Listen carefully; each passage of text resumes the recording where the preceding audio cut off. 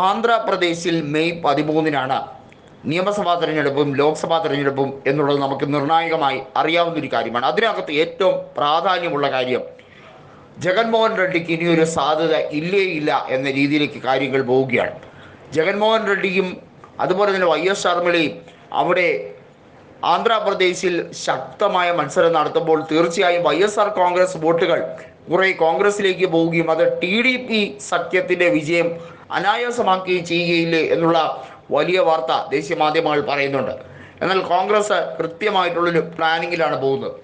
20 മുതൽ 30 സീറ്റ് വരെ ലഭിക്കുകയും YSR കോൺഗ്രസ് അതിദയനീയമായി പരാജയപ്പെടുകയും ചെയ്താൽ തീർച്ചയായും കോൺഗ്രസ് ഒരു ഡിസൈഡിങ് ഫാക്ടറായി മാറും. അതിനുവേണ്ടി തന്നെയാണ് ഇത്തവണ കോൺഗ്രസ് നേതൃത്വം ശർമിളയെ തന്നെ കാലേക്കുട്ടി ഇറക്കിയത്. അതായത് കൃത്യമായി തന്നെ കോൺഗ്രസ് നേതൃത്വത്തിനും മല്ലികാർജുൻ ഖാർഗെയ്ക്കും രാഹുൽ ഗാന്ധിക്കും പ്രിയങ്ക ഗാന്ധിക്കും അറിയാമായിരുന്നു ശർമിളയ്ക്ക് ഒരു ഇമ്പാക്റ്റ് ഉണ്ടാക്കും, എല്ലായിടത്തും കഴിയും, എല്ലാ മേഖലയിലും കഴിയും. ആന്ധ്രയിലെ കോസ്റ്റൽ ബെൽറ്റിൽ ശർമിളയ്ക്കുള്ള അത്രയും സ്വാധീനത ഒരു രീതിയിലും അവിടെയുള്ള പ്രാദേശിക നേതാക്കൾക്ക് ലഭിക്കുകയില്ല. കാരണം YSR കോൺഗ്രസിൻ്റെ തുടക്കം മുതൽ ഉൽപ്പത്തി മുതൽ അതിനുവേണ്ടി അഹോരാത്രം പ്രയത്നിച്ച നേതാവാണ് YS ശർമിള.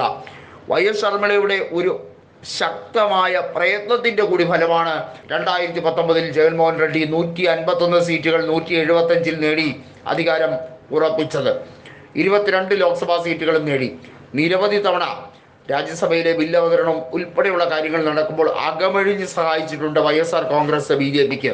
അതുകൊണ്ട് തന്നെ BJPയുടെ ശ്രമം ശരിക്കും TDPയെ പിന്തുണയ്ക്കലല്ല, TDPയുമായിട്ടൊരു സഖ്യമുണ്ടാക്കി മുന്നോട്ട് പോകലല്ല. BJP പരമാവധി ശ്രമിക്കുന്നതെന്ന് പറയുന്നത് YSR കോൺഗ്രസുമായി എങ്ങനെയെങ്കിലും ഒരു പോസ്റ്റ് പോൾ അലയൻസിന് വേണ്ടിയുള്ള ശ്രമമാണ്. ഇതും കോൺഗ്രസ് മുൻകൂട്ടി തന്നെയാണ് കാണുന്നത്. അതായത് നമുക്കറിയാം, ആന്ധ്രയുടെ വിഭജനത്തിന് ശേഷം തെലങ്കാനയും ആന്ധ്രയുമായി. തെലങ്കാനയിൽ കോൺഗ്രസ് അധികാരത്തിലേക്ക് വന്നു. ആന്ധ്രയിലും കോൺഗ്രസിൻ്റെ സാധ്യതകൾ പച്ചപിടിച്ചു തുടങ്ങിയിരിക്കുന്നു. ഒരു രീതിയിലും കോൺഗ്രസിന് അവിടെ മുന്നേറ്റം നടക്കില്ല എന്ന് പറഞ്ഞവരെ കൊണ്ട് അങ്ങനെയല്ല എന്നുള്ളത് വ്യക്തമാക്കി കഴിഞ്ഞിരിക്കുന്നു. എക്സിറ്റ് പോളിൽ പോലും നിരവധിയായ ചാനലുകൾ അവരുടെ സർവേ നടത്തിയപ്പോൾ 5 മുതൽ 6 സീറ്റ് വരെ ലോക്സഭയിൽ കോൺഗ്രസിന് നേടിയെടുക്കാനുള്ള എല്ലാ സാധ്യതയും കാണുന്നുണ്ട് എന്നുള്ള കൃത്യമായിട്ടുള്ള വിവരമാണ് നൽകിയിരിക്കുന്നത്. അതുപോലും ശർമിളയുടെ ഇമ്പാക്റ്റ് കൊണ്ട് തന്നെയാണ് വന്നിരിക്കുന്നത് എന്നുള്ളതിൽ ലെവലേശം സംശയം വേണ്ട എന്നാണ് നേതാക്കൾ പറയുന്നത്.